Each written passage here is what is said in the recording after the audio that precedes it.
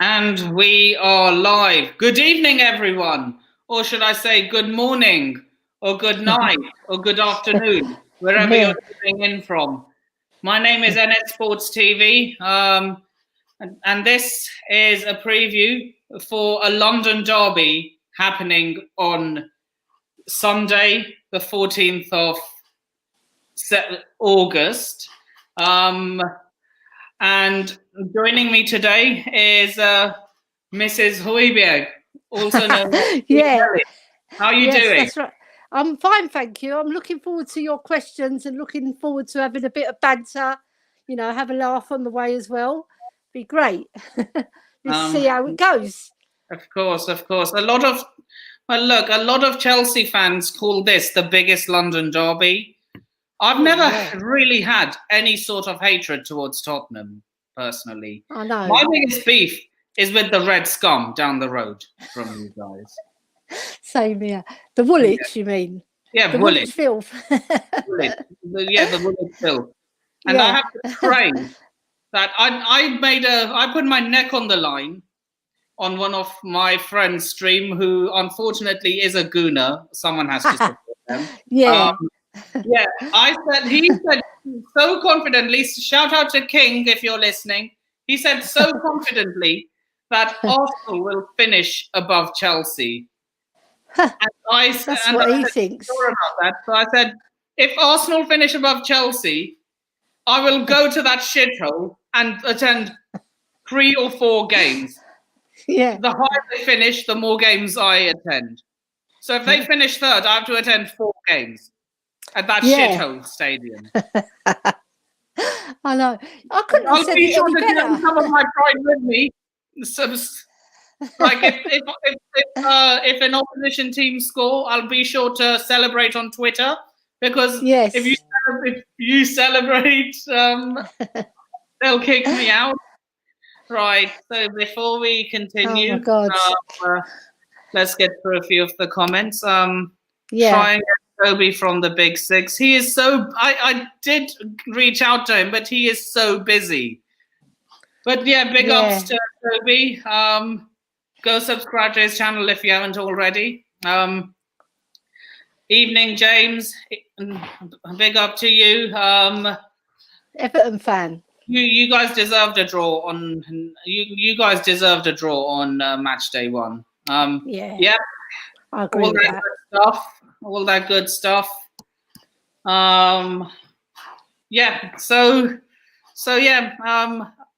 Obviously,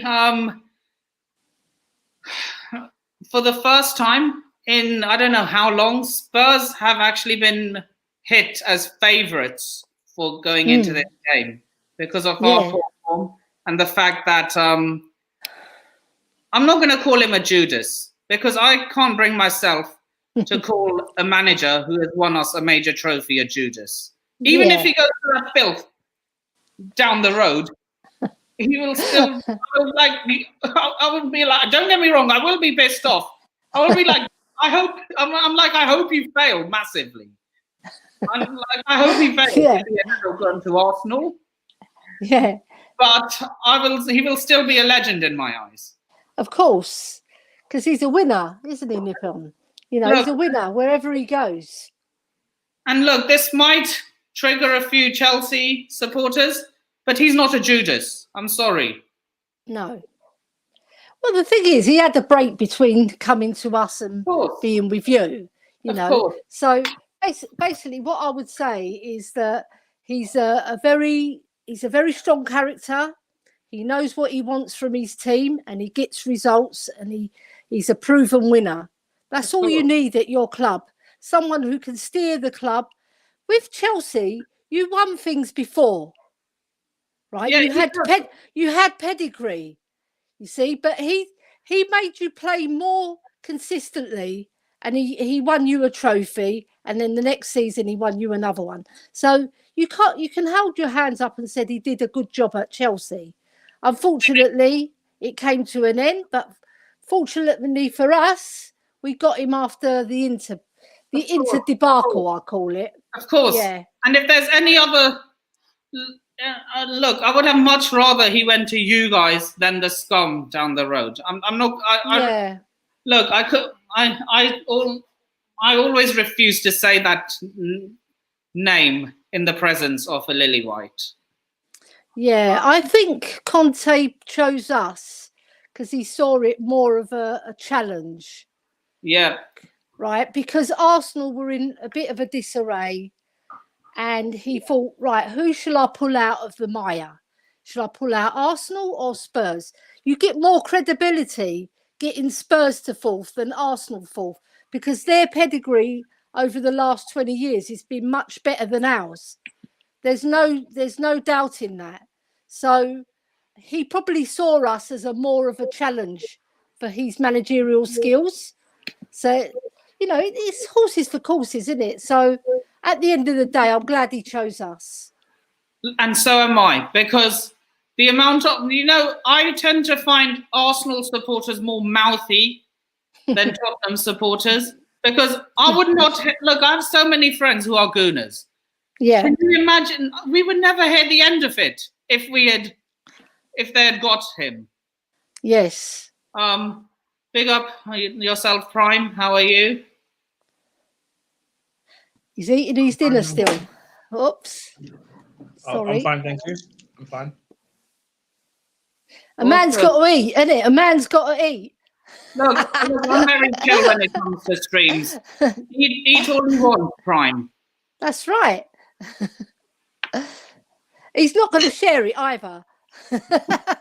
He can't. No. I'm based somewhere in northwest London.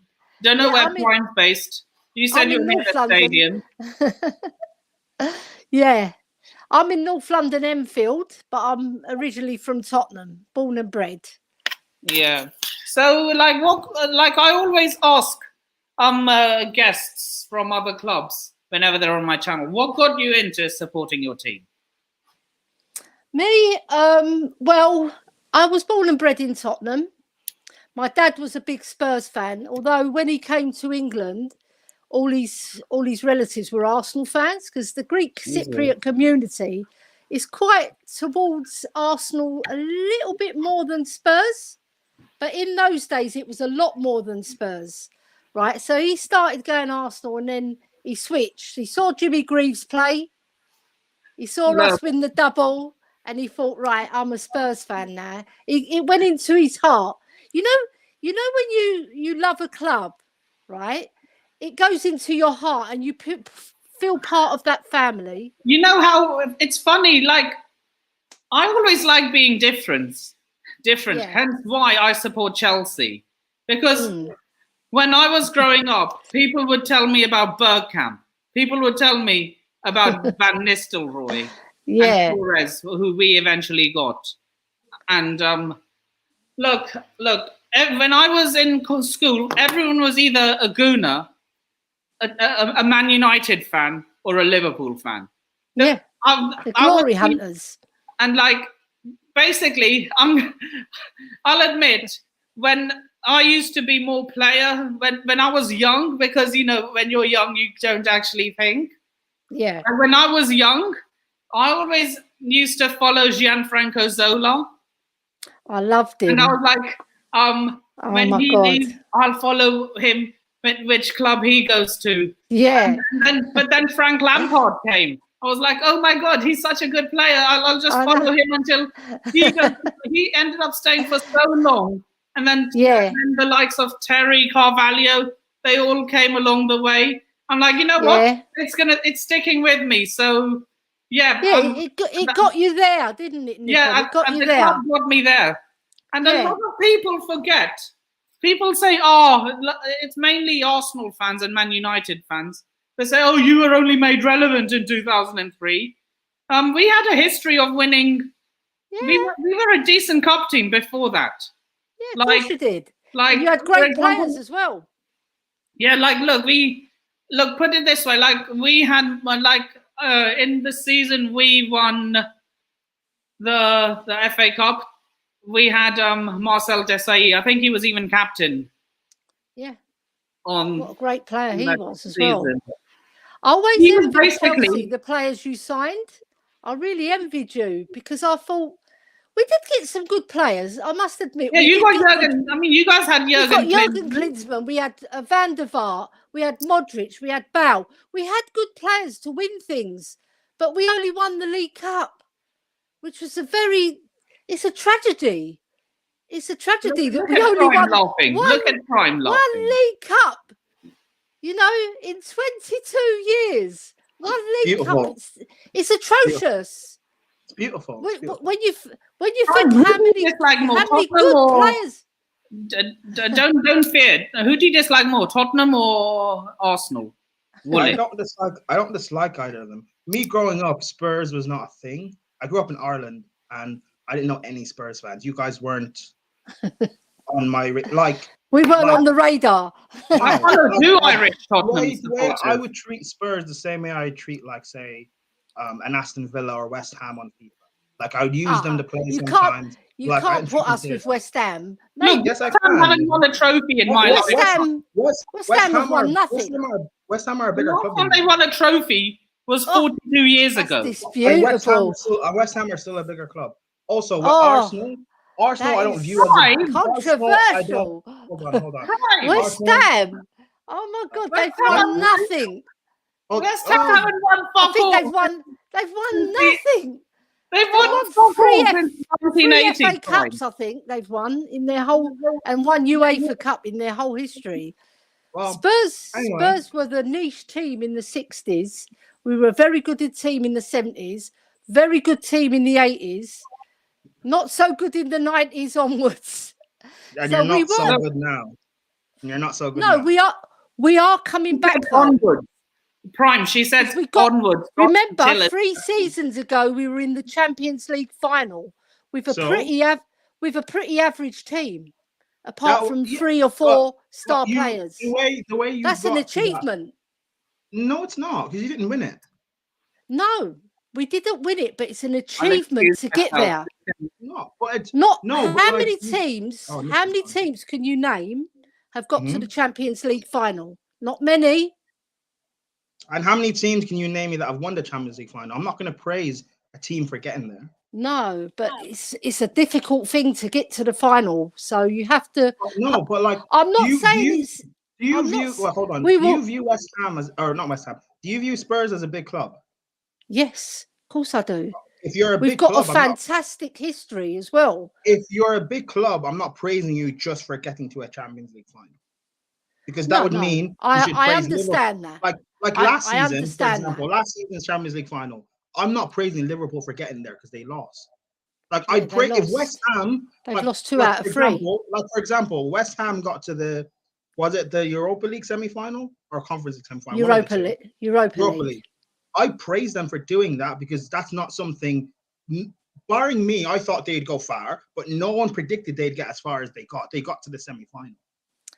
Yeah, but then they didn't get to the final.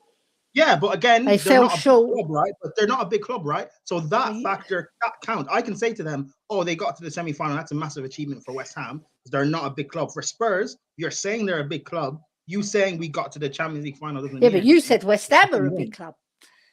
No, they're bigger than Spurs. West Ham are bigger than Spurs. No, West Ham are not. No way. West Ham is a big club. Hold on, Nippin. Hold on. So I said West Ham are bigger than Spurs. I didn't say West Ham are a big club. They're not though, Prime. They're not bigger than Spurs. They haven't got as many fans as us. They haven't got a better stadium than us. They haven't got a better team. When did they finish top 4? You guys have more trophies. Spurs have more trophies than West Ham. West Ham has more in my lifetime. Well done. What does that mean in the modern day? Listen, it does mean something because your history. What trophies mean you're a bigger club? Hold on. Your history. I can hear you guys. Hold on. So who do you support? Who does he support? Chelsea. Right. So Chelsea. So in 30 years' time, and the fan comes on this show, right? If we're all alive, and said that period didn't count, you would say, of course it does.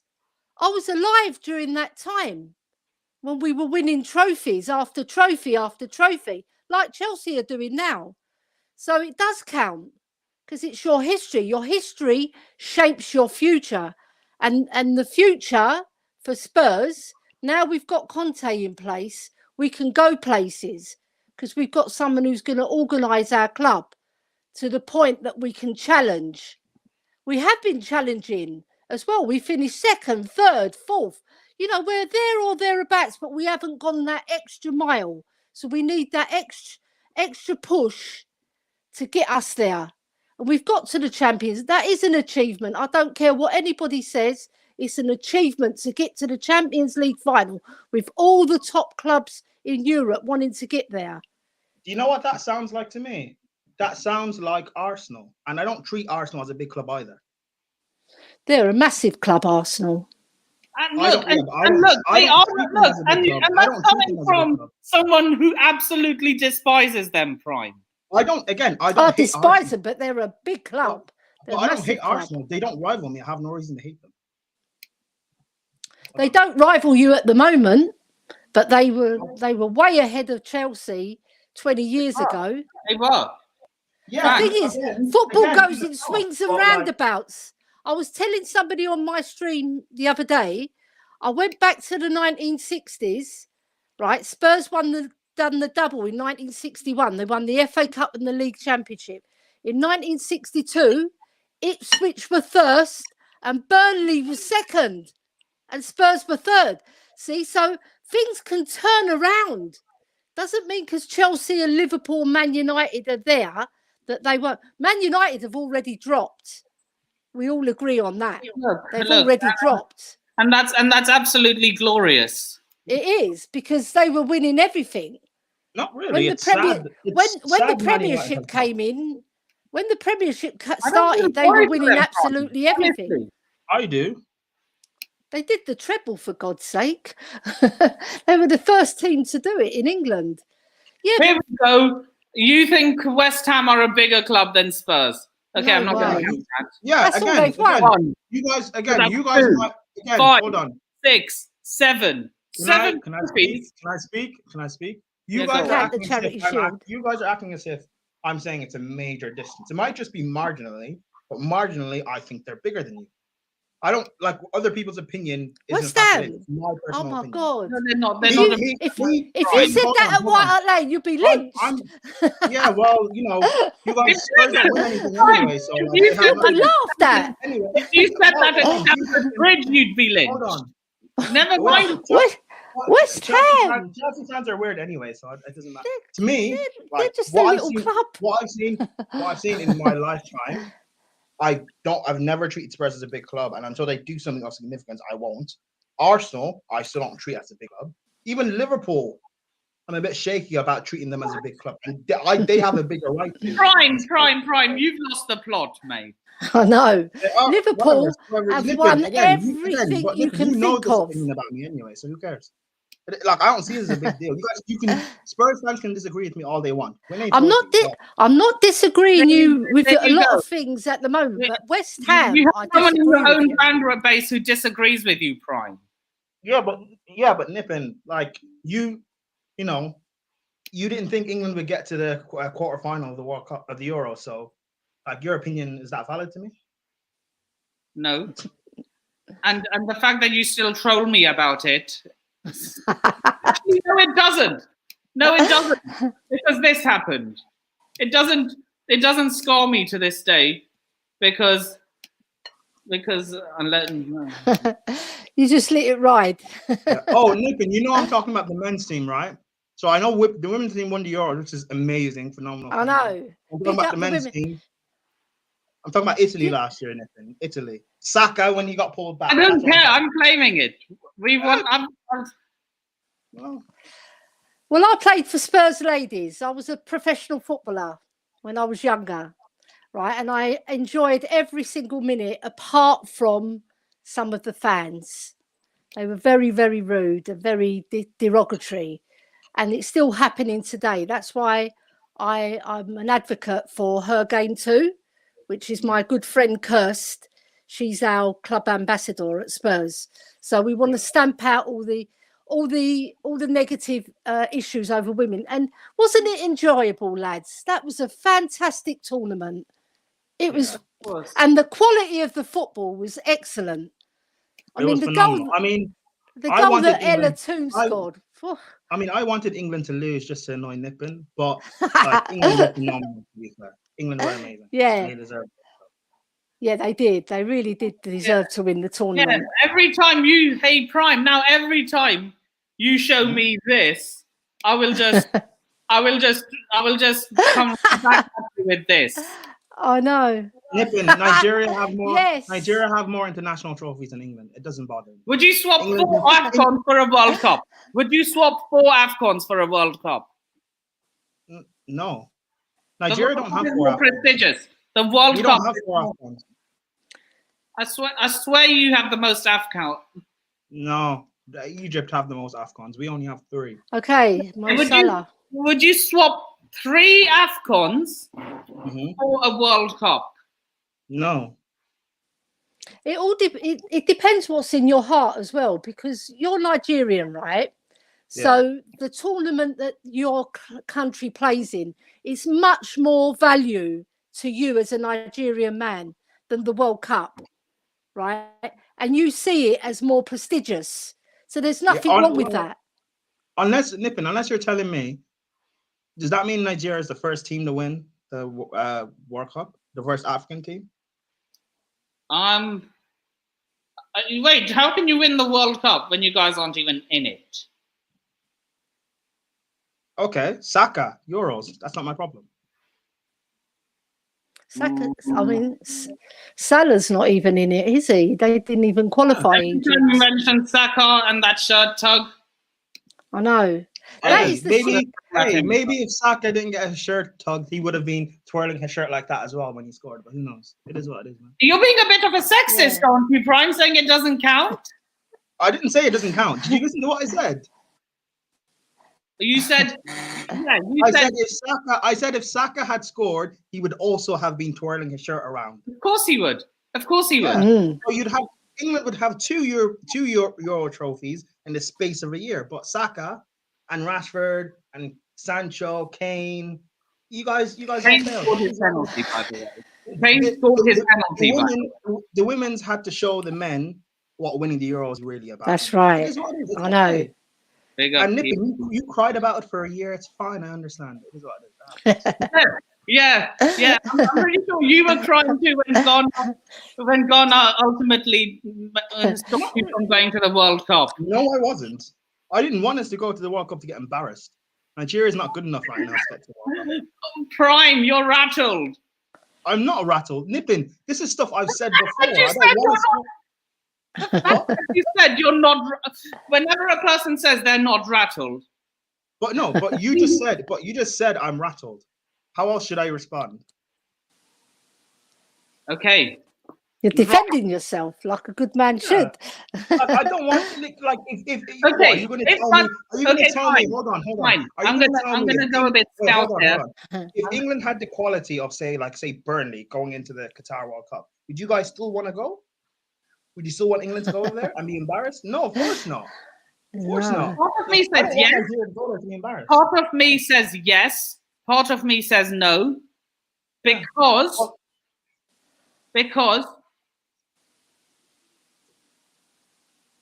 yes, because then Southgate can embarrass himself and finally leave.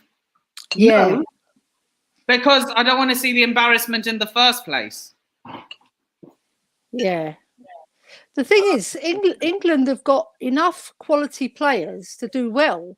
It's just that they fall short a lot of the time, because in the Euros they didn't, because they got to the final, but they didn't win it. And Italy just had that edge, you know? Yeah, dark horse. Anyway, Prime, you were saying... Hold on. Sorry, Queen Ellie Hoiberg. Can you repeat that again? Italy had the edge. No, before that. Before that? What was I talking about? It said something like, you said England got to the final, which is an achievement, but the thing is, because Southgate... No. What did you say? What you said, but they didn't. I said Spurs achieved a Champions League final. But they didn't win it. They didn't win it. I know. It doesn't mean anything. It's fine. It means England or something to the Spursy? fans. England or Spursy? It means something to the fans. Can I intervene now? Yeah, true. But I'm not an Of course England you fan, can. so It's your show. Right. Right. Sorry, Nathan. Before we move on, I wanted to get back to Prime for saying if Saka had scored, he'd have been doing the same thing Chloe Kelly did. He didn't, but I wouldn't. But I don't deal with if, buts, or maybes. I deal with absolutes. Big up yourself, James Redmond. If my mum had wheels, she'd be a bike. Right. She would. Right, but what sort of bike? Let's get through some of the comments. Let's get through some of the comments here. Fahim, big up. Sorry I couldn't be on. Big up yourself, Fahim. Go subscribe to his channel if you haven't already. James says he does like West Ham, but they're not bigger than Tottenham. I agree. Well done, James. Well said. Big up, Nippon, panel and live chat. Evening, Mr. B. Well, conversation. Chelsea are bigger than Arsenal now. Facts. The modern day, yeah, I agree. We've won it all. Big up Chiellini, legend. Yeah, big up Chloe Kelly. The women put us to shame. Yes, they did. Tottenham looked good this season. I'm worried about the game. So did big up, guys. I'm not going to read this out because I don't want to get cancelled. Behave yourself, Mr. B. Yes. Wally, you should leave. Maybe. Yeah. Rishi Sunak, Liz Truss. I don't want to get into that. This is a football and sports channel, not a political platform. Chelsea to beat Tottenham 4-0. We're going to get into that straight away. Yeah, the game. Obviously, I would wish you luck going into Sunday, but I'm not really going to. But best of I won't wish you luck either. Best of luck for the rest of the season, though.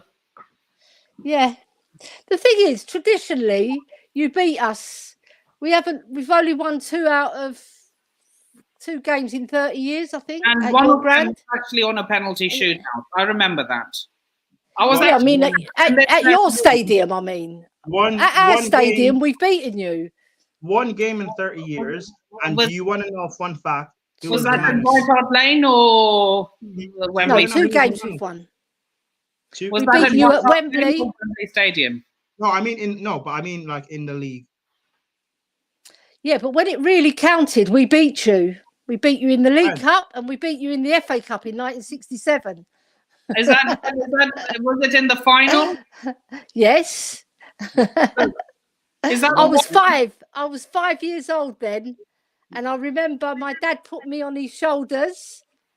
I didn't know much about things then. I was only 5, but I just remember my dad putting me on his shoulders and Spurs parading the cup, which was nice. In this game, and also you gave us Jimmy Greaves, which we're very happy about.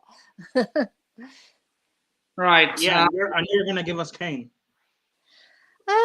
We'll see about that. What I'm to say is, if we get Kane, we're not getting Kane. Let's have it right. I would love a Spurs boy. Then why was he wearing that red shit? Do you know what? I think Kane started at Watford, I believe. Then he went to Arsenal, and then he came to Spurs because he was only at Arsenal for about 8 months, I think. And he thought, no, I can't stay here. My family are Spurs. I'm not a Judas. Good thing. Maybe one defender could have taken his advice. I'm not going to say who. It's a very big shame that Spurs haven't won anything whilst Kane's been there. It is. I mean, have Spurs deserved it? What would be so Spurs-like that you sell Kane to Man City and then you win a trophy? Have Spurs deserved to win anything with Kane? I think we deserved to win the Champions League that season. We played some fantastic football, not early doors, but we picked up We knocked Man City out. They were playing incredible football, and we beat them fair and square. Look, you know, I predicted you guys would win both games against Man City last season. Yeah, we did. We beat them twice on the opening day. And then I predicted you guys would beat them. I can't remember. Did you play them in January or February? I can't remember, but we beat them 3-2 at their ground. Man United. Yeah, that was a tremendous game as well. Victor. Victor said, Victor hates Chelsea. Let's go Spurs. Well done. The thing is, it's going to be tough for Spurs to get a result at your ground. No lying, but look, you might be favourites. You might. I don't think I'm not counting us as favourites. Hold on. But Spurs, have they not improved? You have a world-class manager. Yeah, of course we've improved. You have best team in the league. Listen, all of this. Yeah, we are not favourites. You guys have a better manager, a better striker. Spurs don't have a better manager. I'll give you that. The thing is, he hasn't won anything in Europe, but he's won everything else. So Tuchel's won in Europe. So it's how you weigh it all up, because Conte's won everywhere he's gone. So Tuchel's quite new to management, really. He's not that old. He's not. I know he was at Borussia Dortmund, then he went to PSG, and then he left. He left PSG because they were going to sack him anyway. I think he sort of got moved to the side and they brought in Poch. And now he's done an incredible job at Chelsea. He's gelled your team. But I think this season, because you've got quite a few new players that need time to gel, and you've lost a lot of players as well. So it depends on your transfer window from now until the end of the month, till the end of next month, I think. Because if you get De Jong and you get a few others over the line, then you're going to really, really crank it up. If we get De Jong, you have no idea how shameless I'm going to be towards United fans. I think it's going to be incredible for your team. We're already finishing. Chelsea are already finishing third. It all depends on Liverpool as well, because they didn't look too clever against Fulham. Fulham actually outplayed them. I honestly think Jurgen Klopp will give them a big slap, and they'll. Yeah, they'll crank into gear. Liverpool are Liverpool, aren't they? Yeah. Right. So, are there any injuries around your end? We've only got Skip, really. Skip, and I think Basuma might be carrying an injury, but he was on the bench. So, and Perisic is not quite there yet, they said, in terms of his full fitness to play a whole match. So he'll probably come on at half-time if we need him. So, I mean, that's a very good signing. Basuma's a very good signing. Yeah, I don't think there's any other injuries, really. We've got a clean slate. What I'm worried about is our central defence, Dyer. He does worry me because he's not top-notch. Everybody knows that. So we do need a top-notch centre-back, someone where we can push ourselves even higher. Fahim says Frankie de Jong ain't coming. He's willing to stay at that toxic club. We'll wait and see if they pay him. That toxic club. I don't know why they will. I don't know why he wants to pay at a club who's refusing to pay his wages. Look, if I was in a job and they were refusing to pay me, I would say bollocks. I'm leaving and finding another job. No, no, you wouldn't. You'd want to take your money. No, if they're not paying me, I'd say bollocks. Nippon, he's owed 17 mil. You're not walking away from 17 mil. Yeah, plus he's probably playing the waiting game, right? He's going to see if they pay him and then he'll be off. That's what I think. I think he's going to take his slice and go off. And I think Chelsea are the favourites to sign him. Okay, Victor wants PSG to take Marcus Rashford. Why would they want him when they have Kylian Mbappe? What a downgrade. It's not a downgrade. Rashford's quality. Just because Man United fans and English fans don't see that doesn't mean Rashford is not a quality. He's a decent player. Yeah, he's quality. I take him at Chelsea. He's a quality player. I agree with you. Does he get into our starting 11, Prime? Does he get Yes, in a heartbeat. Who does he displace? Mason Mount or Kai Havertz, either one of them.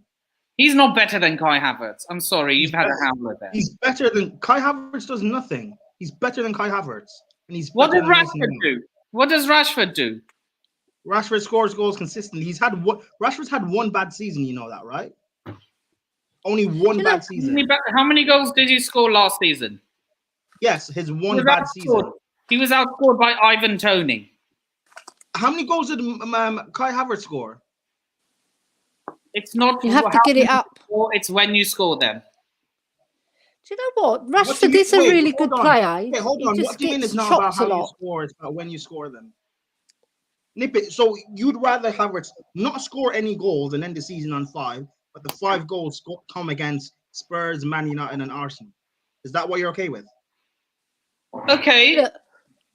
Prime, would you rather have a striker who barely scores goals, but the goals he scores are in key moments? Or would you rather have a striker who scores so many goals, but none of them come in key moments? Why can't I have a striker that does both? If you had to pick one or the other. Why can't I have one that does both? Look, we've all played football, right? We've all played football. Yeah. If you're not consistently in a team and you lose your confidence, he's a very, very good player, Marcus Rashford. He's got speed, he's got skill, he can head the ball, he can control the ball. He's a very technical player. He has got the attributes because he's been in and out, and he's lost the confidence, the boy. Yeah, but once a manager backs him, like it looks like Ten Hag is going to back him, although he did take him off. He gave him quite a fair chunk of the game, right? So, but he's got a lot of disjointed players that are not really gelling in the team. So you're not seeing the real Marcus Rashford at the moment. The Rashford we saw 2 seasons or 3 seasons ago when he was firing on all cylinders. That's the Rashford that everybody recognises, but he's a shadow of himself because of that chop and change in the side. And he's playing in a very unstable squad at the moment. So what do you expect? They're not all pulling together, the Man United players. I feel sorry for him. Guys, I'm putting the link in the private chat. Not in the private chat, in the live chat for Alex to join.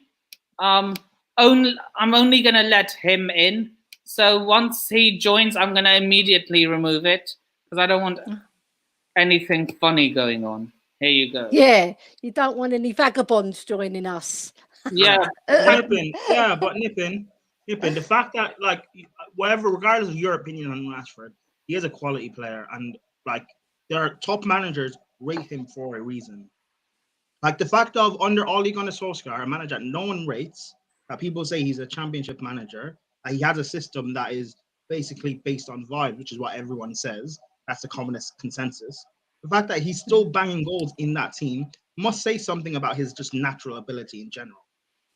Forget the fact that he's not being coached properly either. If he was under someone like Tuchel or Conte or Pep or Klopp, do you not think he'd be a quality inside forward? Because he's already one of the top inside forwards in the Premier League, if not in the world. And that's with him not being coached properly. Alex, do you still want to join, or should I remove the link? Oh, the snippet just going to ignore me. Okay. Sorry. I agree with you. He's a very talented footballer.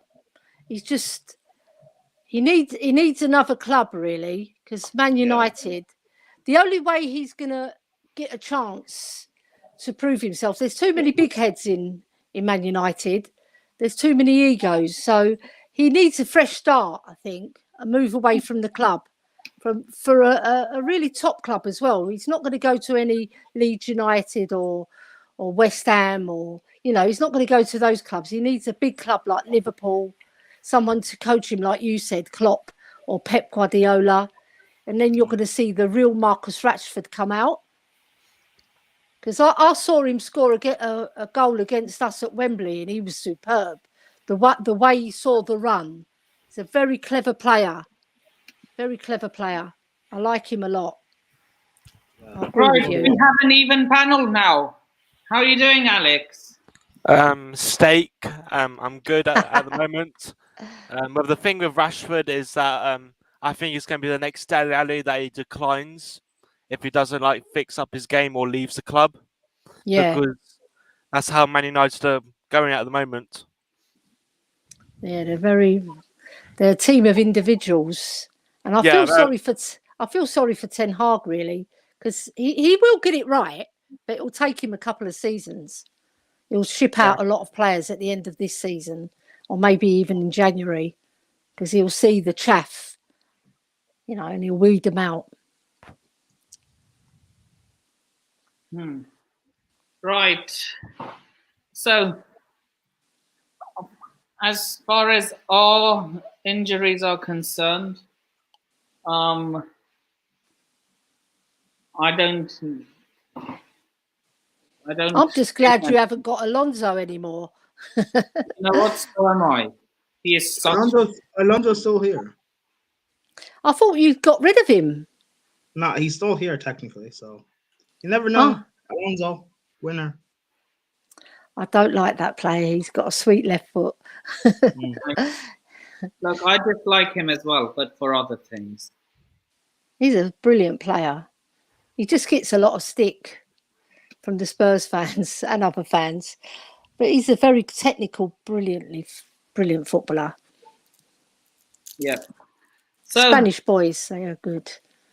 Yeah, but look, brilliant. Spanish players. Yeah. So,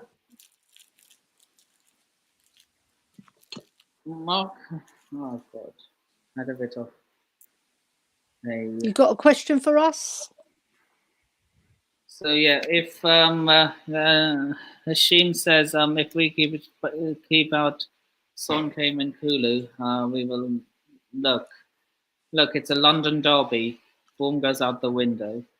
I'm never confident in London derbies. Never. The thing is, you've got very good results against our club at your ground. So really, you should be confident, because I always go in with trepidation when we play Chelsea away. But I think this season is our best chance of beating you. Of course. It's our best chance. Added motivation as well. Because we got a stronger bench.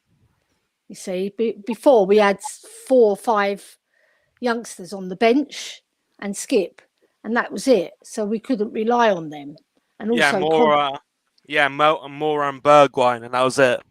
Yeah, and it wasn't very strong. Now we've got Perisic, Basuma, we've got Longley.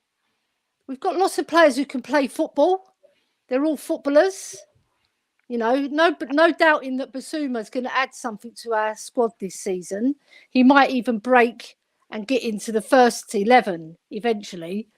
Probably it depends on the other two, Bentancur and Højbjerg. If they slip up, then their asses are going to be chopped, because Conte's not a sentimental manager. If you're not pulling your weight and you're not doing the business on the pitch, he's going to drop you. Big up Matt Paul. He is my colleague on Worldwide Chelsea and Worldwide F1. Go subscribe to Worldwide Chelsea if you haven't already. Sadiq, he's one of the nicest guys you will find on the internet and in all of YouTube. Go subscribe to his channel if you haven't already. Yeah, big up yourself, Matt. We still have one more space for a Chelsea content creator if you have time to join. Yeah. So basically, how do you feel about the game? Nervous. I'm not going to lie to you. Really? Conte, he wants revenge. Nah. He wanted revenge when we played them last season. Wait, did we play them at the Bridge or White Hart Lane? No, we played both because the League Cup, wasn't it? Yeah, but we had like we had injuries. And Chelsea also had injuries, man. And we had to start Tanganga and Davinson Sanchez. And we had to play Ziyech. We had to play Ziyech at wing back. Okay. That's not a bad wing back though. Well, he's not a wing back. He's a forward, and even I know, but he's a footballer. We had to. I'll tell you what. We had to play Chalobah. I swear, like Ruben and Kante were a pivot. We played in one of the games as well. Like you had injuries, and so did we. We're just better than you. Yeah. Look, whether we're better than them or not, Prime, form goes out the window in a derby. We'll wait and see what happens. It's a derby for you, not for me. Look, I don't care which team. Look, when two London teams play each other, it's a derby. It's called, yeah. So it could be Chelsea versus Crystal Palace or Millwall versus Charlton Athletic. Or it's a derby. But when traditionally a derby. Yeah, well, that's to you, but to me, when two Premier League teams play each other, it's called a Premier League game. So, fair enough. If that's what you want to do, everybody to their own. Still a derby. Mr. B thinks it's going to be a different. Right. Yes. Speaking of, now let's move on to onto the lineups. Well, we usually go with who you would pick, who you yourself would pick, and then who you think the manager will pick. Yeah, okay. I would like both you and Alex to give your preferred starting 11s, and then who you think the manager will pick. And then me and Prime will do the same with Chelsea. Okay. Do you want to go first, Steak? I don't mind. I would want Lloris, Perisic, who's left? Davies, Dyer, Romero, and who goes right wing? Emerson. Midfield of Basuma and Bentancur. Son, Kane, Kulusevski. Nice. Okay. And who do you think the manager's going to pick? Yeah. Lloris, Sessegnon, Davies, Dyer, Romero, Doherty, Højbjerg, and Bentancur. Son, Kane, Kulusevski. Okay, that's good. Right, so mine, I think he'll go Lloris, Sessegnon, Dyer, Romero, Emerson. In midfield, Basuma and Bentancur. And then up front, Sonny, Kulu and Kane. And then the manager, I think he'll keep Højbjerg. That's the only difference. And he'll drop Basuma to the bench because he's not quite fit You're backing your boyfriend, are you? For Conte, yeah, because I would actually play Basuma and Bentancur just to see how they play together because we haven't seen it. Okay, we've seen Højbjerg and Basuma. They're two similar players, right? So yeah, I think Højbjerg he'll keep faith with Højbjerg because he does like him. Okay. Right. So Prime, should I go first or will you go first? I think he's going to have something more to eat.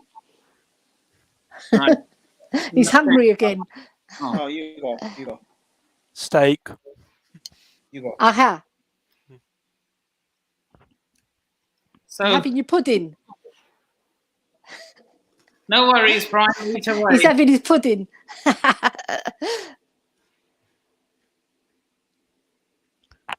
Go on, Nippon, give us your team. My starting 11, well, my preferred starting 11 would be a 3-4-3. Right. because right now we can't play a 4 at the back to save our lives. Yeah. A 3-4-3. I'm gonna go with Mendy in goal. I'm gonna go with Azpilicueta, Thiago Silva, and Kalidou Koulibaly as the back three. I'm gonna go with our new signing Marc Cucurella, Mateo Kovacic, N'Golo Kante, and Reece James as the midfield four. And up front, I'm gonna go with Sterling, Havertz, and Mount. Okay. Now, who I think Tuchel will pick, I think he's going to go with Mendy in goal, a back three, the same back three I predicted, which is Koulibaly, Silva, and Azpilicueta. Yeah. I think probably even the same midfield. So Cuckoo, Cavante, Kovacic and Kante, and James. And I do think he will choose a different front three to me. I think he will go with the front three of Sterling, Breuer, and Mount. Okay. Yeah, that Breuer's a decent player. Hashim. He's a bit of a pest player. He's one of those players you don't want to play against. Yeah, Breuer, right? Yeah. Look, he's one of those players who you would love on your team, but you would absolutely hate playing against. Yeah.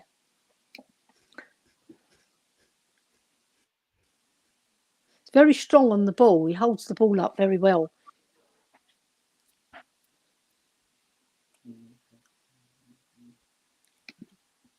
Don't think he got that many assists last season.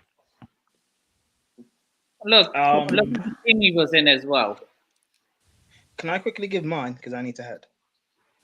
Okay, fair enough. Yeah. My team: Mendy in goal, a back three: Chalobah, Thiago Silva, Koulibaly.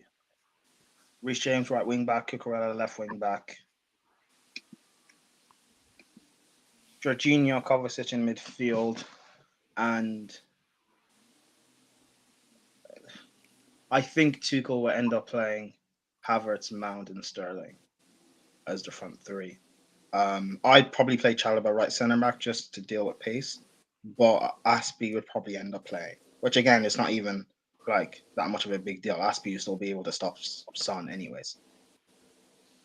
Oh, speaking of which, can we click that? Now have a full Spurs panel. Hiya. How you doing? How Hello, you guys fellow doing? Spurs fan. Yeah, we're cool. We're Spurs. We're Spurs. I know. Kiss the anyway, badge. Yeah, before I go, let me just give my score prediction. I'm giving 1-0 Chelsea. It'd be quite comfortable and easy. So yeah, Sterling with the winning goal. I like that. He comes out with 1-0 comfortable. Oh dear.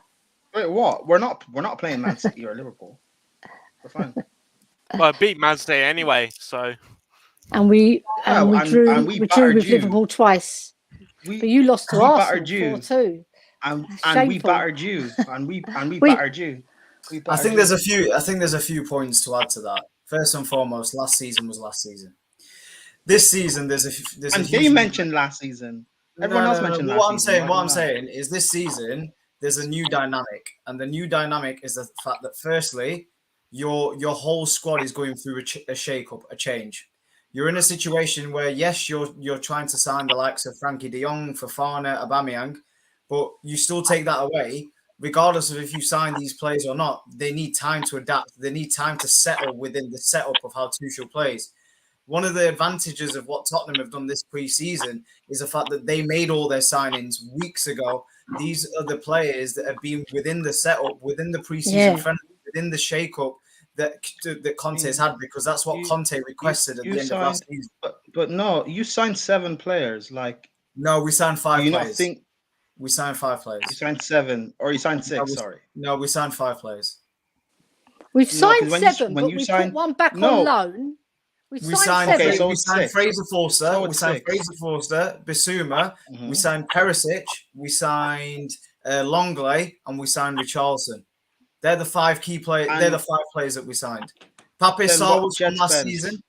Jetson. So 6. Okay, so we've signed 6. And then we've got a Udoji who we've loaned back. So it's 7 in total. So 6 players. Like saying it's going to take time to gel in and stuff. You've also signed 6 players. Like you can say what you want, but like the 3 players we signed in have immediately came in and clicked straight away. It's not a gelling in period. Sterling's proven in the Premier League. Have they clicked? Sterling's. Have you watched us play? Sterling's proven in the Prem. Koulibaly's come into defense and looks seamless, and Cucurella just had his debut and was brilliant and should have got an assist. Come on, then. Yeah, but this is all ifs, buts, and maybes, because let's be honest, it's not if, buts, and maybes. I've given you things that actually happened. It's not if, buts, and maybes. You can't tell me that Chelsea versus Everton game wasn't a sleeper. It's not. It was the most boring game of the weekend. I didn't give you an if, buts, maybes. I gave you things that actually happened. You can't deny that. So what actually happened was through the attack, you were non-existent. If it wasn't for the penalty, the game would have been 0-0 against a relegation threatened Everton team who didn't even have a striker up front, by the way, that were causing you threats. And they didn't have a striker, but we didn't have a forward line. And you talk about Koulibaly, wasn't it after the 70th minute when both Thiago Silva and Koulibaly, with your average age of over 100, were getting hamstring injuries by Gordon? So how do you think your defense is going to do against our hamstring? Not hamstring because they're not fit. We played like 4 preseason games, 3 preseason games. They're not fit. But that's an excuse. No, it's not an excuse. But that is an excuse. Again, you can say because again, I'm giving you actual things that have happened, and you're either saying that it's not real or it's an excuse. Or it's not factual. I'm giving you actual things. You're not because and again, it's cool. Like it's cool if you like don't want to listen and stuff like that. I know like Spurs are very gassed about things that are happening, which is fine, whatever. Like for me, I don't it doesn't bother me either way. For me, all I'll say about Spurs is if everything's that's amazing and brilliant as you guys say that it is, I won't expect you guys to actually beat us today, because all Spurs fans will say is we're brilliant, things are going forward, we could challenge or we could win something, but then in the same breath, playing against Chelsea, we're underdogs and we're not going to win. Which is I know should be expected. Can I finish? You guys should be expected to be able to do something, and if not beat us, and at worst get a draw. You guys shouldn't be losing. You guys are as good as you guys say that you are. And 2, I expect you guys to win a trophy this season. You guys truly are as good as you guys believe yourself to be. But then also to add to that is if you end up getting the signings that you do, Thomas Tuchel doesn't keep his job, in my personal opinion. If you get top 4 alone. Okay. That shouldn't. You're talking. If you get the players that you've been rumored to be getting, that's over 300 million pounds that you would have spent in this transfer window. You then can't tell me that top 4 alone is sufficient for that squad, because it isn't. Finishing 3rd, which we will, and winning a trophy or 2, yeah. Because we're not winning the league. If you don't, and we probably If you get 3rd. Say hypothetically, what I'm asking you is, if you get 3rd but no trophy, is that a sackable offence for Tuchel? No, not necessarily. Again, it depends. It depends on context. Depends on context, like everything. There's context to everything. Okay, so let's say you come 3rd, but you don't even challenge the top 2 and no trophy. Is that a sackable? Well, we're not challenging top 2. Well, again, but we're not challenging for the league anyways. So like I'm not going to lead myself into that. Why not? Because if you sign the players we're not as good as them. Like it's logic. We're not as good as them. But then what's the purpose of Chelsea Football Club at the moment then, if that's the case? Because to improve and get to the highest level of football. Because we But have to. Our squad is not good enough. To improve on third means challenging for the league. So then, if you end up in the same position, no, because City and Liverpool are two of the greatest teams we've seen in Premier League history, and Liverpool just finished last season on Liverpool. No, I have. Can you can you listen before you respond? Liverpool finished 1 point away from the title last season. They'll probably end up doing that again. For us to say that to finish second would mean we'd have to finish 1 point away from City, which would mean we'd have to title challenge, which again, I don't see us doing. And realistic Chelsea fans, honest Chelsea fans, tell you we're not doing that either. But then my take on that is the fact that if that's the case, and you think that just being third is sufficient, i.e. the exact same position as what you were last season, then that's a failure. That's not an increase. That's not raising the bar for Chelsea, is it? Explain two things. One, explain what you mean by sufficient. Sufficient meaning it's okay or acceptable. Yeah, that's what you mean. Yeah, exactly. That's what you're basically saying. Well, acceptable, no, because like my aspiration every season is to want to win the league and want to win the Champions League. But like what I want and what is actually realistic is two different things. Realistically, we're not going to win the league, and realistically, we probably won't win the Champions League, but we can still challenge for that and get to the quarterfinal and semi-final and see what happens. But like my dreams will never, at least for me, my dreams will never contradict what is a reality. But then what I'm trying to say to you here is if you end up getting the signings that are predicted, again, there's a lot of ifs and maybes here because it can change. The transfer window, there's still 20 plus days left, right? But what my point is if you end up signing the players that you are predicted to get, Fofana, Aubameyang, and Frankie de Jong, you are 110% stronger than last season. Now, this team that last season you had was predicted that would challenge for the Premier League because Lukaku would have been the guy that would have unlocked the solution to your problems, which was goals, because defensively you've always been great from what people have said. So the fact that now are wrong. No, but what I'm saying is you are probably the only Chelsea fan that I have spoken to, and I've spoken to many, believe me, I go to a lot of podcasts, right? And I know this is the case. I don't know if you know, for example, when Lukaku was signed, I was told by almost every Chelsea fan at the beginning of last season that now you've got a goal scorer, which was your only limitation the season before, hence why you should challenge for the league. So if you now... we were wrong.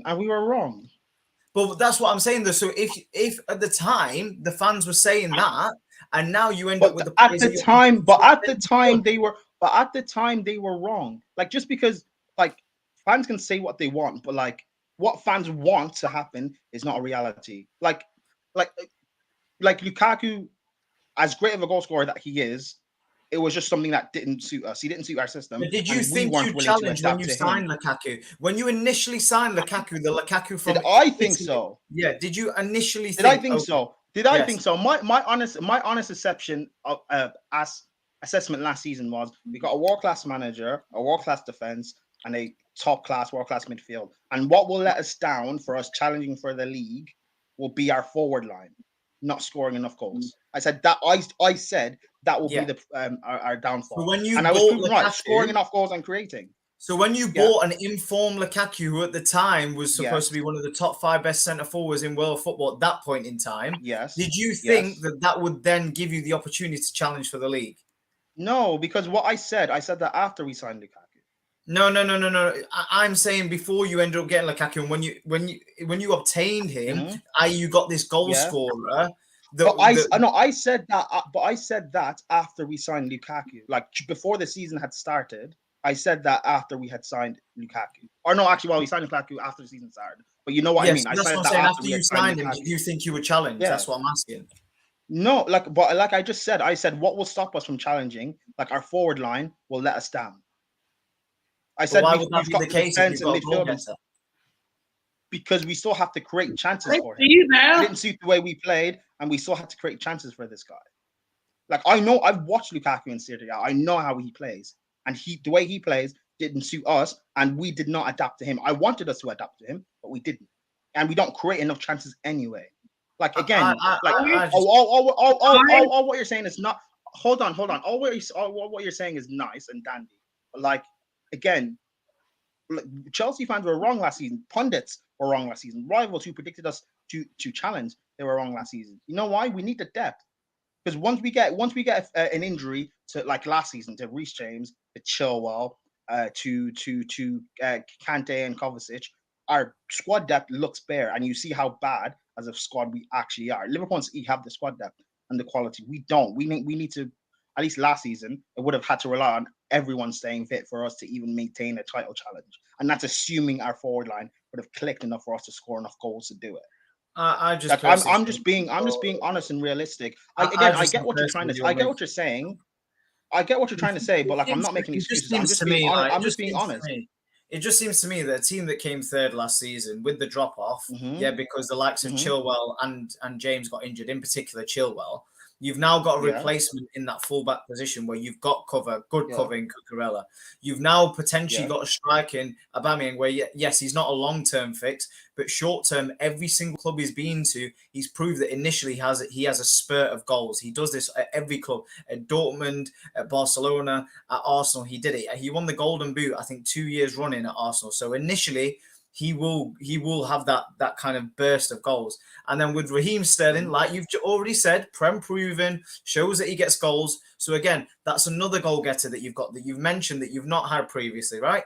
And then if you end up getting someone in centre midfield, what I'm saying is if you then end up getting a goal getter in centre midfield, i.e. someone like not a goal getter, a midfielder who I personally think is an upgrade to Jorginho and Frankie de Jong, you then have a midfield option of Frankie de Jong, Jorginho, Kovacic, Kante. You have options then. You have options for that squad depth to then challenge. So what I'm asking you, generally speaking, is if you have all of those ingredients and all those tools, forget... Like I haven't even mentioned your back line, which I think you have the best defense in the league. So that's me not even mentioning that, right? You should challenge for the league this season. You should, if you get these players, but you should. Like for one, I don't even believe we'll get De Jong, Fofana, and I don't even really want Aubameyang per se anyway. But I don't even think we'll get all three. But even if we do, I still don't think enough to sustain a title challenge. I still don't trust our forwards. Like Sterling's great, and I know he gets goals and stuff, but like that's reliant on us creating enough for him to score goals. And I don't think we'll do that. Like Sterling suits us a lot more than Werner and Lukaku did, but still it's reliant on him like scoring. Like he's a goal scorer, and someone has to create for him, and we don't have that. We just don't have that. It also means that like the likes of Havertz and Mount and Ziyech and Pulisic and Cho, who's still here, they have to be consistent enough for us to push into a title challenge where we finish on 96 whatever plus points to win the league or to finish second and win the league. I don't believe us doing that. I just want to answer Fahim's question on Alonso and Azpilicueta as wing backs. Yeah, both of them are like past there; they're not going to. But let me ask you something, Hashim and Fahim, right? Who is Liverpool's substitute fullbacks? Tsimikas and James Milner. Now, a Tsimikas and James Milner, good quality additions to have as replacement for Trent Alexander-Arnold and Robertson. No. Who have Manchester City got? They now. Yes, they are. No, they're yes, not. they are. Tsimikas.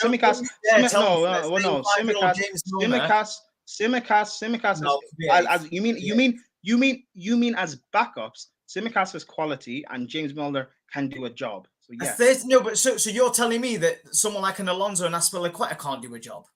They can't do a job either, then. No.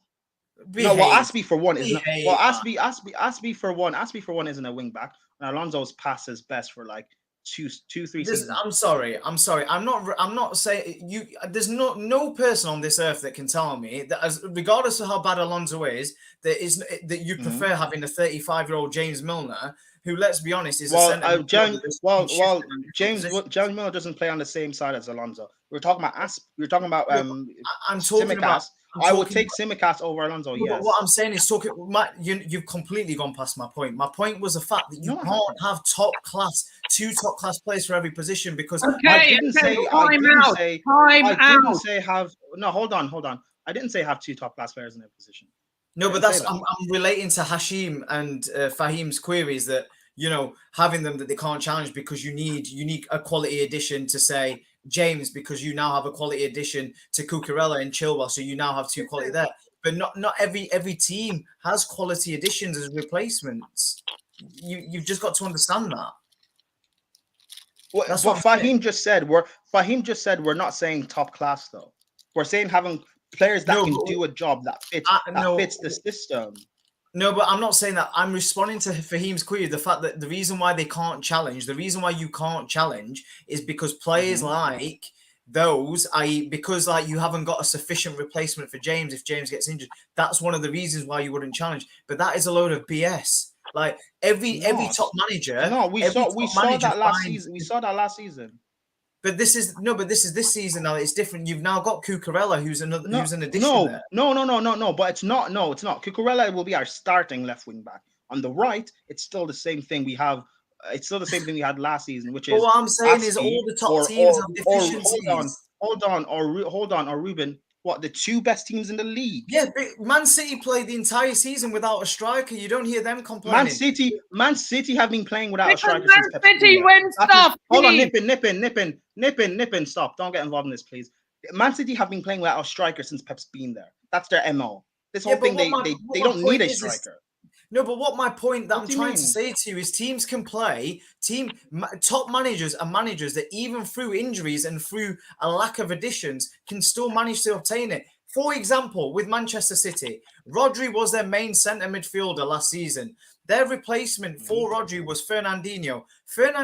It was very, very clear that the end of last season and all the season actually, that his legs had gone and he could no longer do it anymore. But yet he was still utilised if Rodri was injured. You will find replacements. And yes, Alonso is not the quality of James. I get it. But you don't look at. You're just looking at one thing and another and saying that it adds to. No, but I'm giving you an example. Context. But it's a bad example. How long was Fernandinho coming in occasionally when he'd step in? You played quite a few games, maybe consistently. Consistently. I'm not saying here or there. I'm saying it's consistently, because for Chelsea, like Alonso was playing the vast majority of the season. You had Ruben and Aspie playing a good chunk of it at wing back. Like, compare it to 2 seasons ago when Liverpool had massive injuries to their team and they ended up finishing 3rd. Like, yeah, no, I get that. And they didn't title challenge. I didn't expect them to title challenge with those injuries. But I get that. Your squad's not going to be good enough. But I expect you to still get point. You're really not getting my point. I get what your point is. I just think your point doesn't, like, you're saying things that's not like really true. You're not taking but what my answer towards that is, yes, your point on Liverpool is correct, that the season when they came 3rd with Van Dijk getting injured and numerous other injuries in the back line was probably one of the main causes as to why they didn't challenge that season. But my question to you as a Chelsea fan is if the majority of the season, your fullbacks stay fit, which it's the most important players in your team at the moment based on the formation that Tuchel plays, then you can't then say to me that you can't challenge. You can't go on about because I don't believe our forward line is anywhere near good enough. Well, I agree to disagree. Hold on. You think our forward, take out Sterling, by the way, because we just bought him. You think our forward line is good enough to challenge? No, I won't take out Sterling because Sterling's a signing that will play the season. So, but no, he was also. You've got an £80 million signing in Havertz. You got a £50 million signing. But Sterling wasn't there. Sterling wasn't there last season. I'm saying this season. You should challenge. Okay. That's what I'm saying to you. I'm not saying it on. But you believe our forward line's good enough. This season, if you end up getting Aubameyang alongside Sterling there, then yes. You've also got a player. You've also got a player in Havertz. If we get Aubameyang, that's what I'm saying. I said at this moment in time, based on your current squad today, no, I'm telling you right now. But if you end up with the signings that I mentioned beforehand, then yes, you should challenge. Okay, I don't. Okay, even with Aubameyang and stuff, and De Jong and Fofana, I still don't believe we will. But okay, fair enough. We can agree to this. That's fine. All right. I do need to head though. I'm very late for another stream. But your name's Kesh? Yeah, Kesh, yeah. Kesh. Great having this debate with you, bro. Pleasure. And hopefully we speak again when we next play each other. Yeah, I'm sure. Actually, am I following you on Twitter? Maybe. Just social before you go, Prime. Yeah, that's my socials right there. Just follow me on Twitter and stuff. And yeah, when we beat Spurs, I want Spurs fans to come and apologize to me. I'll come through. Let me just type down your Hashim, by the way, Havertz for the future, man. You can't pay £85 million for a guy who's for the future and who's been at the club for 2 years now. Come on now, behave. That's embarrassing. He gave us our most iconic moment. Nippin, can you switch the thing? What do you mean? I'm trying to find his Twitter. Oh, I'll find yours now, actually. HRUN. So I've got you. I follow you already. Actually, your surname. Oh, okay, perfect. Huh? Is that actually your surname, Hindu? Is that advertising your religion? Katecha. Okay. Steak, are you there? Yeah, I'm here. Yeah, I was just like, you've just taken over a preview, a Spurs Chelsea preview to whether Chelsea can win the league or not. And I'll just say this now: no, we can't. It's going to be between Liverpool and Man City. Yeah, I don't think there's enough. There's enough up front for Chelsea, and even in the midfield and defence, it's like you see Thiago and Koulibaly go out, and it's like it's over. Look, man. Not if they get Fofana, it isn't. Obviously. Yeah, but Fofana isn't at the club yet. No, but that's what I'm saying. So at this current stage, no. But if they end up getting the signings that are predicted to get, again, it's a lot of ifs and buts. But if they do, then they have to challenge. Yeah, even if they do get Fofana, he has to be on the level or just under a Van Dijk or a Laporte or a John Stones. First and foremost, Laporte is overrated. I agree. We saw that last season. He's better than John Stones. He's better than John Stones. And Diaz at Man City. Diaz is, I rate Diaz. I think he's a good centre. Laporte's better than John Stones.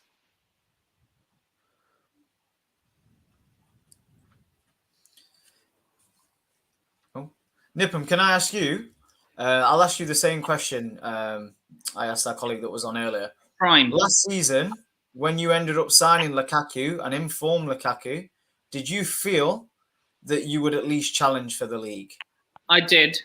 And look, I'm not going to lie. He was actually playing quite decently until he decided to pull that stunt. Yeah. So my second question to you is a follow-up to that. If you end up getting these three signings, again, I know it's a lot of ifs and buts, I get it. But if you end up getting the players that you've already made offers for, Frankie de Jong, Aubameyang, and Fofana, are you stronger than last season, team-wise? Yes. So should you challenge then, if that happens? We will challenge, but we won't win it. Okay. I think the winner will either be Man City or Liverpool. That's all I wanted to know. That was literally my only kind of that was what I thought you might say, but I was just trying to make sure because it seems like my colleague that I was speaking to was hesitant to admit that. Look, I reached out to you because you're a colleague on Usman's channel. Big up to him subscribe to him if you haven't already. You're one of the very few supporters of the two North London clubs I know who live in the north of England. Yeah, I know, unfortunately. The other is Gunnar Sulz. Do you know who he is? Yeah, I know he is. Solomon. And Premzi. Yeah, I know them both. Yeah. Is Premzi Indian? By any chance? I don't know him well enough to kind of mention that, to be honest. No, because that sounds an Indian name. Yeah. Fahim says challenge. Yeah, a bit like me then. Oh, midfield carries. Look, in my opinion, if we sign Frankie de Jong, our pivot should be de Jong and Kante. Yeah. Or de Jong and Kovacic. I'd go de Jong Kante because Kante has the veteran factor to him. Yeah. And I always want to have some sort of experience. Like, for example, if we get Aubameyang, he'll be the experience. Yeah. And like I said with Aubameyang, whichever club he goes to, the initial year to 18 months is always fantastic. It's after that where it kind of unravels. But when you initially buy him, he always does well. He's a confident player. Yeah. And I think he will work out. I'm not saying it from a biased perspective, but if you look at his time in Dortmund, he was with Thomas Tuchel. Tottenham, we are going to. I don't know. We are not challenging without these signings, so it's a big if. Look, if we look, it is. Yeah, I agree. And even then, if we sign those 3 players, it's going to be like, you know, like you have to do the whole. What do you call it? You have to do the whole. You know, it takes time to gel and all that, so it's not as a plain cotton cardboard as a lot of people think. Yeah. Well, Hashim, your question on Tottenham, yeah. Look, do I expect Tottenham to challenge for the league? Absolutely not. But do I expect Tottenham to at least get top 4 and a trophy? Yes.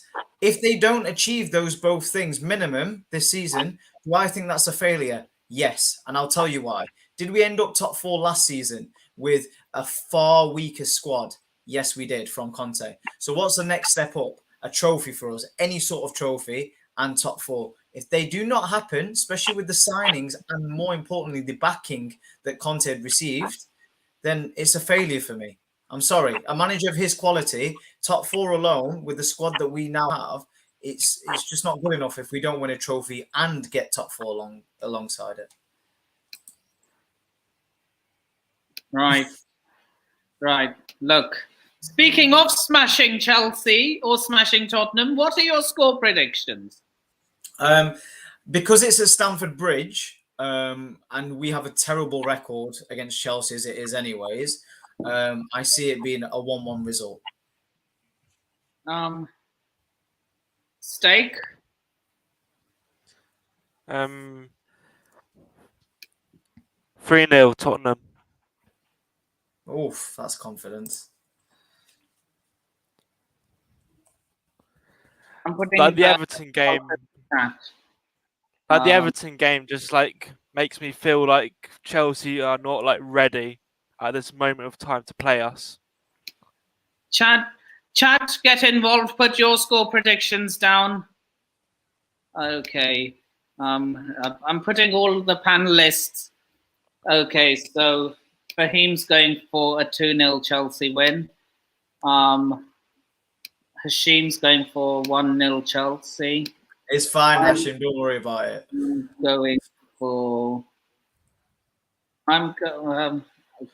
Steak is going for a 3. I'm going to do it. Steak. I'm going to look. I always give 2 predictions on live previews. My head says it's going to be a 1-1 draw. My heart says that it's going to be a 2-1 home win. I think this is a bigger game for Tottenham than it is Chelsea, you know, because especially after the first result, especially after the fact that we signed most of our players, like I said, early doors before the season had started, and we had the training camps, and everyone's already heard about Conte drilling the guys to the ground when it comes to the work that was put upon the players. So I do feel that I know it's very early doors in the season, but I do feel that if we lost comfortably to Chelsea, I think that would be a massive damper to us, kind of, even though it's very, very early on. I do think it would be a damper safe. Chelsea did end up winning very comfortably. It has been the case as of recent whenever you play us at the bridge. Correct. Yeah, it has. But I've always, I can't stress this enough. form goes out of the window in a derby. It's all about passion and who wants it more. Mm-hmm. Yeah, I agree. So, what's your team let's go lineup, through Nicola? the chat. Right. I always ask the guests first. So if you don't mind, what would your personal lineup be, and what do you think Conte is going to What play? my personal lineup would be is to play the 3-4-2-1 formation that he played in the weekend. As the centre halves is Dyer, Davis, and Romero. And at the back, I would like to play Perisic alongside Sessegnon. That would be my preferred back lineup. Alongside in central midfield, Bissouma and Bentancur. And then the front, the two ahead of that, Kulusevski and Son, and then came up front. But what I think he's going to play is the exact same team that played on the weekend, which is Sessegnon and Royal as the wing backs, and Højbjerg and Bentancur, and then the front three the exact same. I think that's what he's going to do because we performed. But genuinely speaking, I would be disappointed if that was the case. You okay, Christian? Yeah. But yeah, that's what I think will happen. Charlison to make his debut on the bench. On the bench. On the bench. It's my out there. It's on his StreamYard handle. So yeah. Now this is where I open up the lines for a combined 11. So chat, if you want to join the panel, just DM me on Twitter at the Nipun Sharma, and I'll DM you the link. I'm not putting the link in the chat because I don't want stupid stuff happening on my stream. And no camera, no entry, unless I know you personally.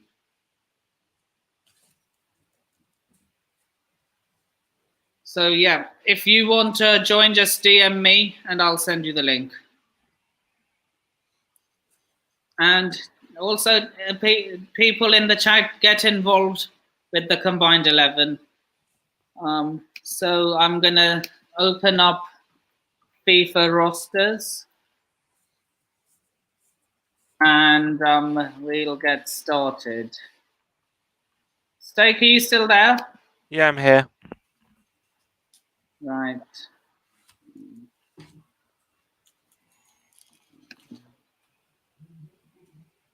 I've never understood why, obviously Chelsea and Arsenal I understand, but I've never understood why Tottenham and West Ham hate each other. Tottenham and West Ham? Yeah, I've never got the rivalry between you two. So I assume you know Lawless, don't you? Dan Lawless quite well. Oh, yeah, it's a bit like Big Steve. Yeah, they're just deluded. I think it's the fact that the last few seasons, in particular the season before last season, they came ahead of us in the league. And they just got a bit big-headed, especially with the Europa League, getting to the semis there as well. There was a lot of you guys are now past it. You guys are now in the mess, in the mud. And then we end up with Antonio Conte, and they were still like, well, Conte is also a dinosaur. His tactics won't work in the Premier League, blah, blah, blah, blah, blah. And we get that from loads of fans. So we were just giving them a bit. There was a bit of animosity early in the season, put it that way. Look, a lot of our fans are the same. But I was one of the few fans who said Conte's not finished. Yeah. But look, Conte's not finished. When Jose went to you guys, he was finished. Yeah. He was finished when he went to Man United. Yeah. Well, you could see that in his last season at Chelsea. That was the season where he was supposed to win the league again. Chelsea were favourites with all the bookies to retain the Premier League title in his third season. And it derailed very, very quickly. And then he had a year out of the game, which I felt was way too long at that point for him. Went to Manchester United, and yes, the first season they won 2 trophies, but it derailed. And then thereafter, it just got worse and worse and worse. And we paid him 15 million a season, which was ridiculous. And then I think Daniel Levy and the board realised that it's not the managers that's the problem. It's the fact that we've got a massive rebuild, in our squad to make. So who do you dislike more, Chelsea or Arsenal? Oh, 100% Arsenal. 110% Arsenal. Look, I've never really disliked Tottenham as much as a lot of Chelsea fans do, because I was taught when growing up, like, what's the point in hating a team? No offense. What's the point in hating a team that barely wins anything? Do you know me? I was forced in a sense. As you can imagine, most my family, most my cousins and aunties, uncles, etc., they all watch cricket. Cricket's like the main sport. Yeah, same in my family. Exactly. Everyone. My dad's a massive cricket supporter. Yeah. England and India. My mum's not really into sport. Yeah. My brother prefers cricket. Yeah. But he doesn't mind football when the Euros or the World Cup is on. Yeah. Yeah, and that's the same with my dad. So it was the only person in my family that watched football was my uncle, who's based in Tottenham. So he was the one that got me into football. And you could probably say, unfortunately, got me into supporting Spurs, and now it's like a drug to me. Since the age of 7. You know what got me into Chelsea? Gianfranco Zola. I'll admit, I used to be. But look, when you're young, you can't usually think very straight. Yeah. When I was young, I always used to follow Gianfranco Zola. He was a really good player. Then when he left, Frank Lampard was there at the time as well. I was like, oh, Frank Lampard, good player. Then Terry joined. Then Drogba joined. Yeah. I was like, oh, there's so many good players. I might as well stick around. I used to, like, if he leaves, I'll just follow. You know what I mean? Yeah. Like, unless he went to Arsenal, then I was like, nah. I can't follow. I know people that are Jose Mourinho fans, so they followed Chelsea and Mourinho in 2005, and then they followed him right until his return at Chelsea. And then once he started missing out a bit, they kind of unfollowed him in a sense. Look, I rarely ever say this outside Stamford Bridge because it would get me laughed at. Yeah. Actually, I won't even say it on here. I'll chat. I wouldn't if I were you. So, what is your combined 11 then for the your 11 for the weekend? Who do you think will play? Let me just send you a message in private chat.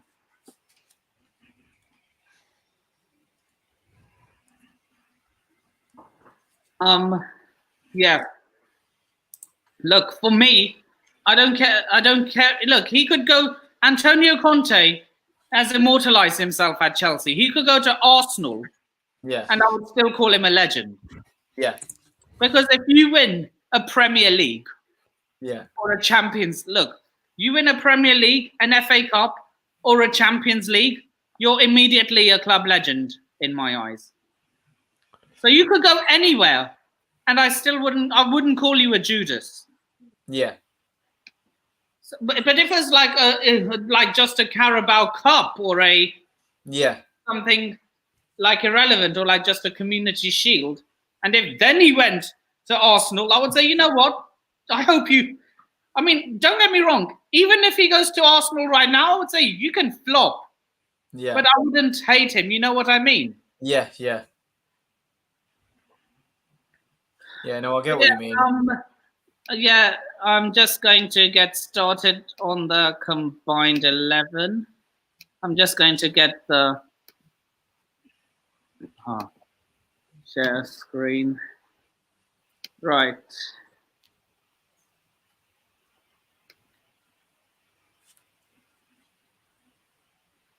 Ooh. It's crashed. Open. Close. Right. For some reason it's crashed. Let me reload it. Do you know any other site? Let me have a look.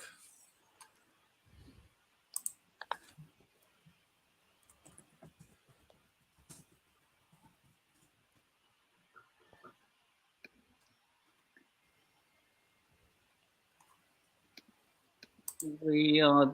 Ellie says we are also the only club in the T. I have no idea what that means.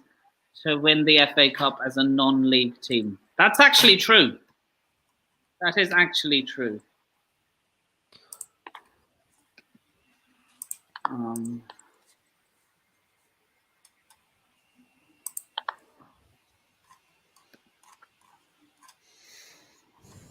Footpin 22.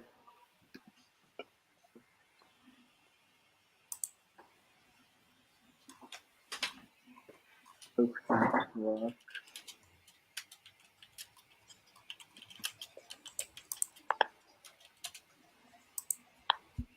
Right.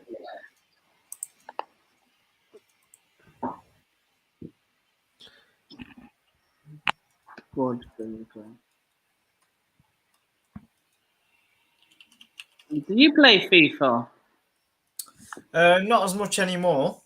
I actually play football rather than play FIFA as much anymore. Oh, what position do you play?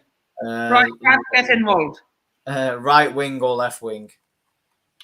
Nice. So as a forward, basically. Yeah, I'm pretty quick. Right. Pat, get involved. Okay, sure. Found it. Mendy versus Hugo. One of you start. Steak, Kishan, one of you start. I always let the guests. I'd personally go for Mendy. Mendy. I'll go for Mendy as well. Steak? It's really 50-50. Okay. Mendy's going there anyway, so. Mendy, deadlock broken. So Mendy goes in.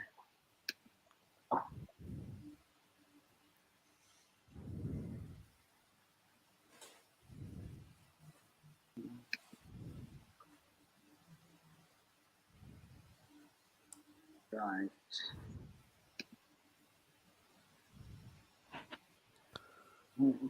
Do we use that formation or do we change it? We'll let the. I'd personally go with a back four. But it's not. It's a team decision. I think based on both the teams and how they line up, I would go with a back five because they both play wing backs. Back five. Alex. For what position? Oh, for formation.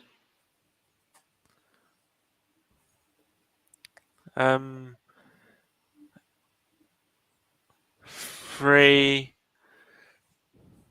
3-4-2-1. 3-4-2-1. Where is that? One. Keish says 5 at the back. Yeah, 3-4. Yeah, it's basically the same thing because you play with wing backs. I'm going 5 at the back as well. So it's Chat says 3-4-3. So it's 3-4-3. So it's between 5 at the back and a 3-4-2-1. I'm happy with 3-4-3. 3-4-3. Right, let's go with 3-4-3 then. Right, Mendy in goal. Left centre back. I'd personally go for Romero. Romero goes on the right centre back. Oh yeah, sorry. Yeah, that is right. Yeah. So on the left, I probably would go for Koulibaly there for yourselves.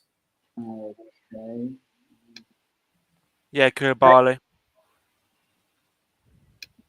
Koulibaly, and his statement says Koulibaly. I'm going to say Koulibaly as well.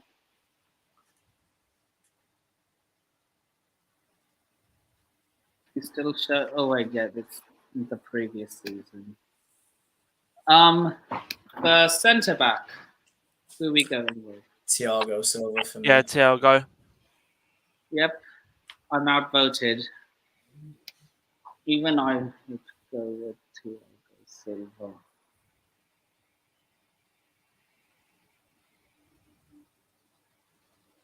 Right centre back. Romero. Romero for me. Same. I'm going Romero as well.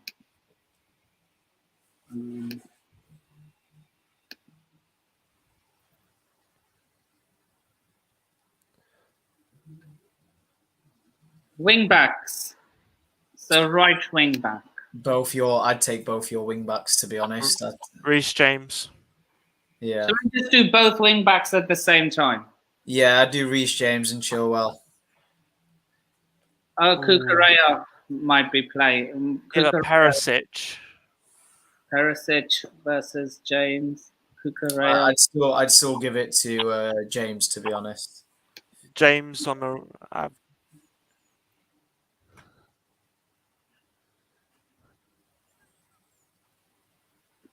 Right. So I'm going with James as well. The pivot. Kovacic, Kante, Bissouma. Bissouma. Bissouma, Jorginho. I don't know, because although I rate Bissouma, I think in Kante, you're talking about one of the best ever players in his position. So it's a tough one. Look, he's up there with Kimmich and Casemiro, in my opinion. Bissouma's a very, very good Premier League player for Brighton from what we've seen so far, but Kante is world level based on CV. So I don't know. It's form against experience and know-how. So I'm not sure. Chat, let's let the chat decide. We can have both. We can have both. But then there's no creativity. Yeah, but that's the wing back's job. If we have both. Yeah, but when you've got the likes of, say, Kovacic and Jorginho there, you still need a bit of midfield creativity. Yeah. And we're even forgetting Bentancur. Bentancur, since coming in, has been fantastic. He's really defensive, though. No, Bentancur's more of a passer. He's not He's like a Bissouma. He plays a 10. He plays Jorginho. He's more of a Jorginho. Yeah, he's a Jorginho type of player. Let's just say, do we all agree on Jorginho playing in that position? Either him or Kante.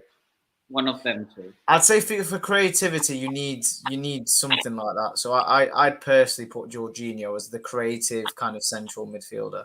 Okay, Jorginho. Keisha's going for Jorginho. Alex. Yeah, Jorginho. Looks like I'm outvoted once again. This usually happens on a lot of my streams, in which I get outvoted by the panel. I'd then say Bissouma there. I'd put Bissouma. Yeah. Bissouma. You're saying Bissouma. What are you saying, Alex? Bissouma. This is one of the few times I'm gonna say my different one, but it's not going to matter because I've been outvoted. I'm actually going to say Kante. It's a valid point, Nippon. I understand why you would pick Kante. But look, I'm a fair channel, so if I'm outvoted, I'm outvoted. I'd go for Perisic personally. Yeah, Perisic. On the left. I would have gone for Cucurella, but once again, outvoted. Now the front line, things can get. I think we will all go with the same front line.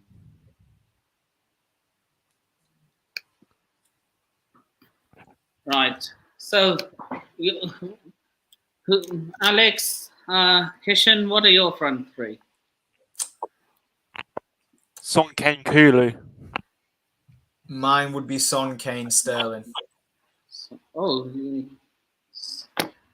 I'm going for Son, Kane, and Raheem, the dream.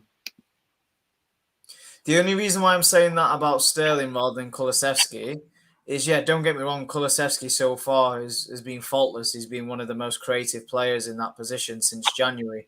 But that's the most important part. Since January, Sterling has over 100 Premier League goals in that position, consistently scores goals. He's in the 100. He's in the 100 club. And you've got to bear in mind he hardly played for Man City last season. He was more on the bench. So at Chelsea, where he gets to play every game, we'll see what happens.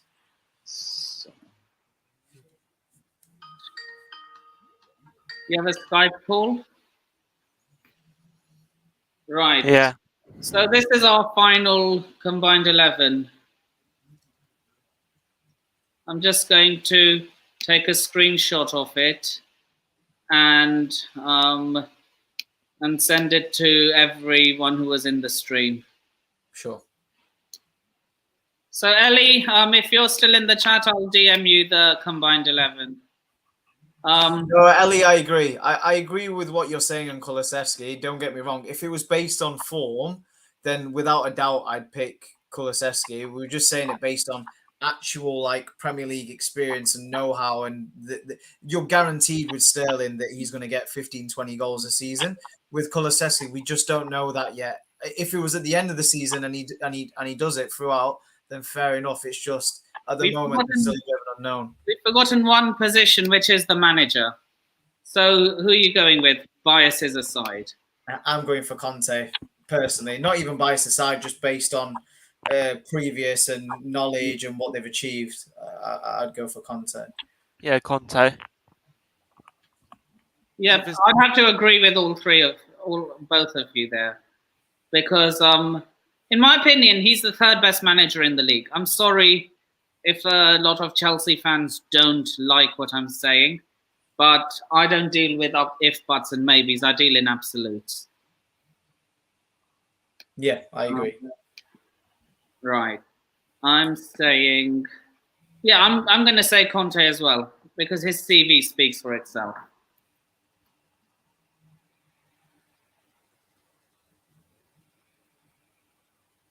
Now, where would that team finish in the league? Probably challenge for the title. Yeah, without a doubt.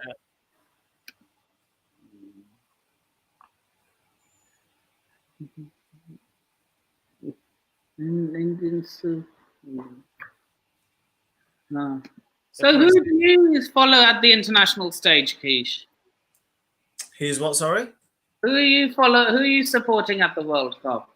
England, of course. Yeah, it's the country I was born. It was the country I was born in. So yeah. Look, for me, I'm not saying it as even a bias thing. I think we just get a bit too much hate. Yeah. Look, I'm gonna go on a mini political rant here, and then I'm gonna stop. Like everyone says, "Oh, racist fans and all that." Have you seen it fans in Italy? Yeah. Imagine if Moise Kean. Don't be telling me that Moise Kean wouldn't be receiving the abuse Saka got. Yeah. I mean, I received racism treatment when I went to Italy a few years ago, so it's common knowledge there, to be honest. I went to an AC Milan game. It was AC Milan versus Cagliari. They were saying the N-word to Frank Kessie, and it was me and a few of my mates, and when we were sitting on like the middle row, we were getting chants as well, so it's common knowledge there. Unfortunately, Antonio Conte is not there. It's in Serie A, not the Premier League. Yeah. Oh, okay. Yeah, I'll just add him off screen. He went mid-season, didn't he? Yeah. Yeah, because financial reasons.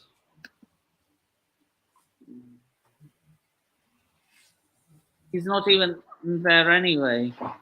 Anyway, so yeah. And, I read a stat saying the majority, all the Instagram and Twitter and all the social media abuse Saka, Sancho and Rashford got. Yeah. Half those social media accounts were actually registered in the Indian subcontinent. The majority of them weren't even registered in England. Wow. So actually, it was our group of people abusing them. Wow. And somehow they're making the English look bad. Anyway, rant over. Speaking of Rashford, there's a good sources saying he wants to go to PSG, which would be interesting. I don't know why PSG would want him when they have arguably one of the best young players in the world. And I don't know why Rashford would go there, to be honest, knowing that you won't get the game time. But yeah.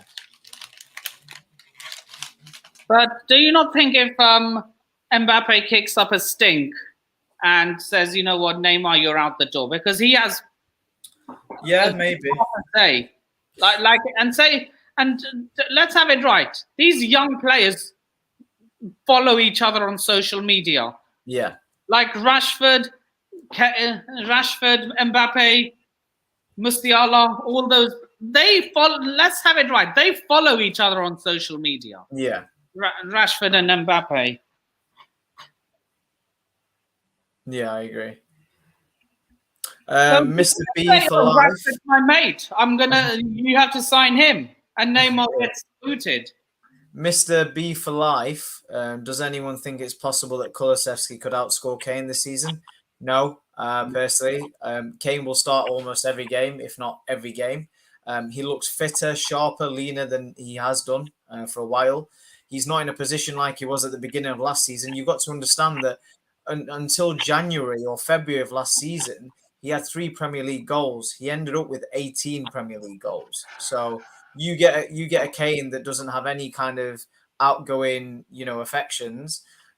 He will get 20 goals, I think, minimum 20 Prem goals this season. So no. Tim, do you not remember? You say our front three should be Sterling, Broja, Ziyech, Mountain Havertz, Ghost every game. Broja was good, by the way, when he came on, Nippon. Yeah. He was good for you guys when he came on in the weekend. Broja. Yeah, look, Broja is one of those players who you would absolutely love on your team, but you would absolutely hate playing against. Yeah, exactly. Players like him, Richarlison, Rudiger, they're right bastards. You would love them if they were playing on your team, but you would absolutely despise them if you were playing against them. Yeah. Yeah, I agree.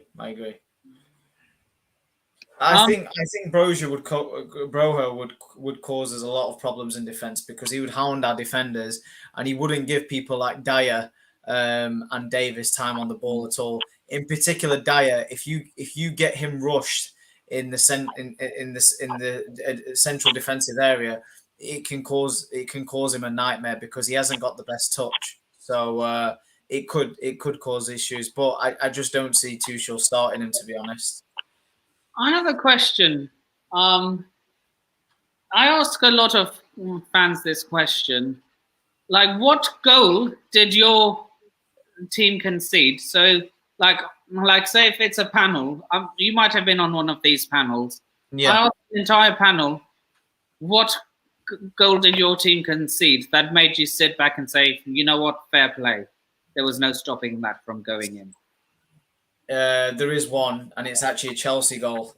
Funny enough, it was the FA Cup semi-final when Matic scored from about 35-40 yards. When we could do there's two Chelsea goals. There's a Matic goal in the FA Cup semi-final when we were 1-1, well poised, and it was 35 yards out, in off the crossbar, could do nothing about. And the second one is the Hazard goal. That was a killer to my heart. That goal and his trajectory, his movement, just everything about that goal, the 1-2 he took with Costa, there was nothing that our defense could have done at that point in time, and you just had to, although it was horrible, in the end you had to admire that goal. Yeah, look, for me it has to be, oh god, nah, can't remember.